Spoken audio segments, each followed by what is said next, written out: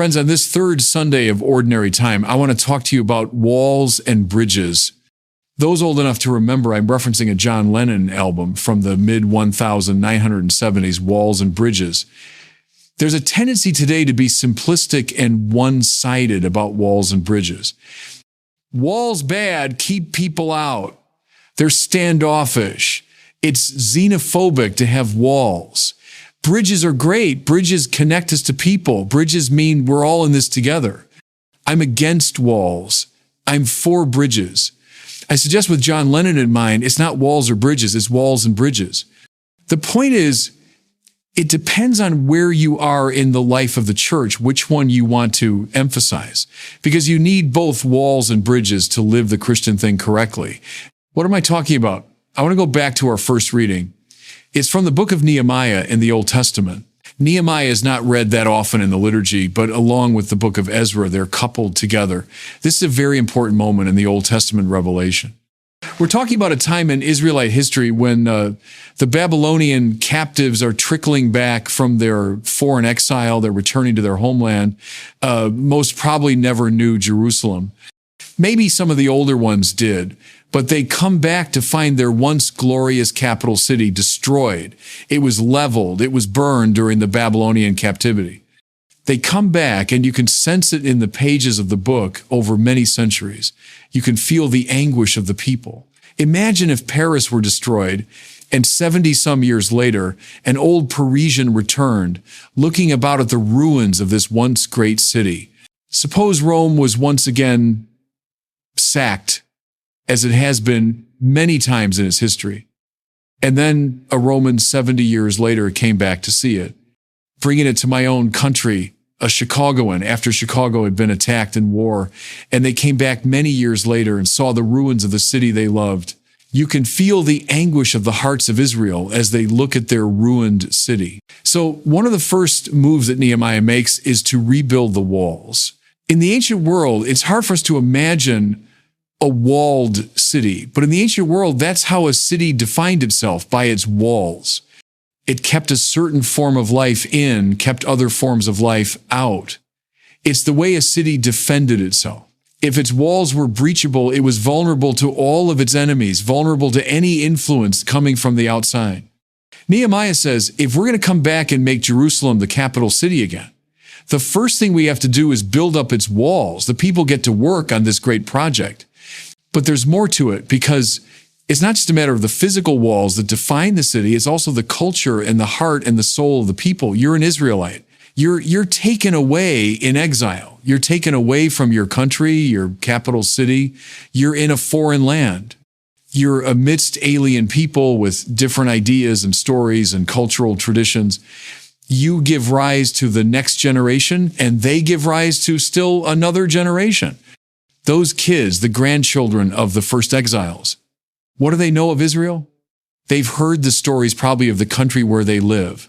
Maybe it's down to a handful of people who even remember the great stories that defined Israel. I thought of this not that long ago as I record these words. I was in Prague in the Czech Republic just a few weeks ago.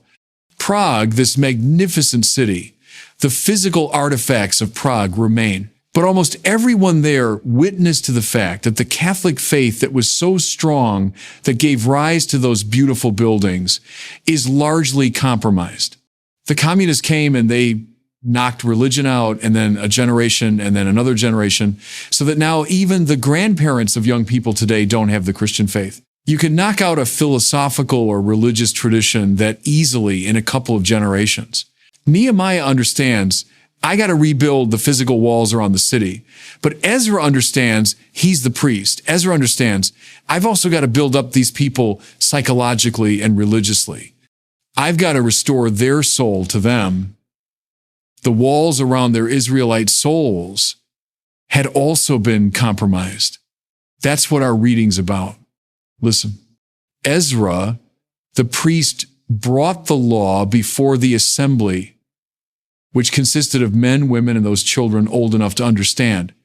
He wants the kids especially to hear this. Standing at one end of the open place, he read out of the book. The book here is the Torah, and it's the prophets. It's the great book of Israel. He read out of the book from daybreak until midday again in the presence of the men, the women, and the children old enough to understand, and all the people listened attentively to the book of the law. Ezra opened the scroll so that all people might see it. Get that image in your mind. People gathered around. Here's the priest. He has the scroll of the law. Think of the synagogue today when they take the scroll of the Torah. From daybreak until midday, he reads the law, and the people see the scroll upon which these words are written. They hear the stories of Israel. The people are so moved, it says, that they break into tears. Why? Because they were realizing again who they are. They were rediscovering their soul. The walls of the soul had been breached. Think of the walls of a cell that allow that cell to function properly. If the walls are breached, the cell dies. Or use John Henry Newman's example. Think of an animal making its way through its environment.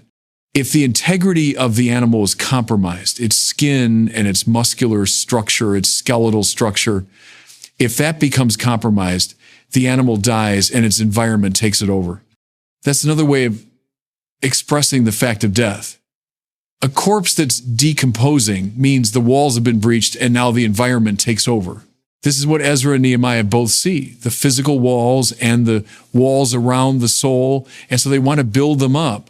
At the outset of the sermon, I mentioned how it's naive to say walls are bad, bridges are good. Bridges are good, and I'll get there, but walls are good too, because by means of the wall, we know who we are. Who are we as Catholics?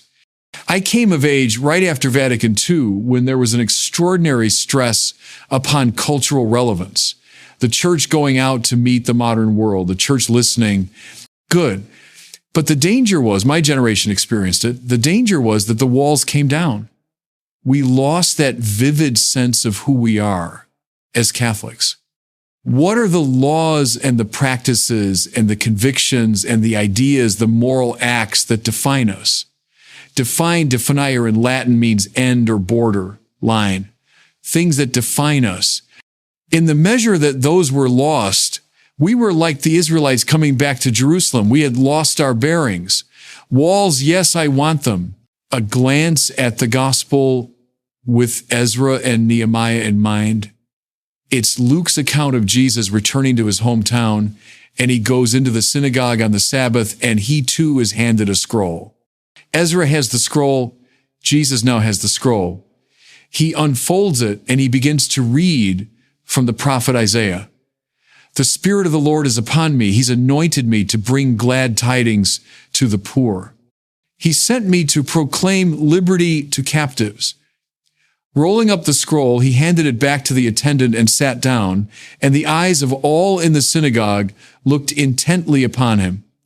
What was that moment? That was a moment of redefinition. This is now the word proclaimed to Moses and to the prophets and to everybody else in the Old Testament, the word made flesh. This is the word by which Israel is defined. In proclaiming his identity, he's reestablishing the wall that defines the people Israel. I've been praising the wall a lot because I think it gets underplayed. We simplistically dismiss walls. But now bridges, walls and bridges, having been defined, Israel is now meant to go out and to announce that word to the world. Its identity is secure. It proclaims the word of God to the world. The purpose of Israel, the purpose of the church, the new Israel, is not to hunker down behind the walls. My teachers and everyone after Vatican II got it right. The church is meant to Christify the world, bring the lumen, the light of Christ to the Gentes, to the world. You can't do that if you don't know who you are. If you've allowed your identity to become compromised, then you won't have a word to announce.